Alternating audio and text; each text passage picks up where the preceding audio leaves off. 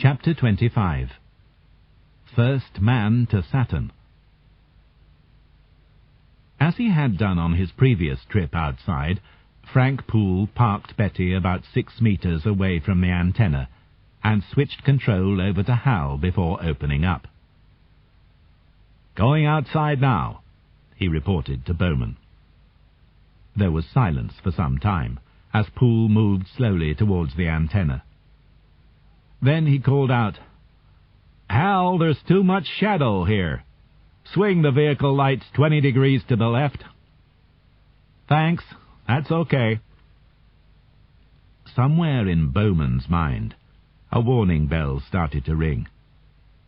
There was something strange, and it took him a few seconds to realize what it was. Hal had obeyed the order, but had not said a word. That was unusual. When Poole had finished, they should discuss this. Outside, Poole removed the cover, then pulled the little unit out of its place and held it up to the sunlight. "Here it is," he said. "It still looks perfectly okay to me." Then he stopped. A sudden movement had caught his eye. Out here, where no movement was possible. He looked up in alarm. The pattern of light from the vehicle's 2 main lights had started to move around him. His first thought was that Betty had moved away from the ship.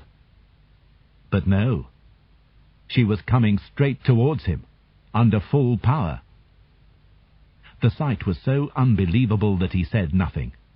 He did not even try to move away. Then he recovered enough to shout, "Hal, full braking!" Inside Discovery, that shout over the radio made Bowman jump violently. "What's wrong, Frank?" he called. Then, outside the wide observation windows, something moved. He saw Betty, traveling almost at full speed, heading out towards the stars. "Hal!" he cried. "What's wrong? Full braking power on Betty! Full braking power!" Nothing happened. And then, pulled behind her on the end of the safety line, appeared a spacesuit. One look was enough to tell Bowman the worst. It was the soft shape of a suit that had lost its pressure and was open to vacuum. Within 5 minutes, the vehicle and its satellite had disappeared among the stars. For a long time, David Bowman stared after it into the emptiness that stretched so many millions of kilometers ahead.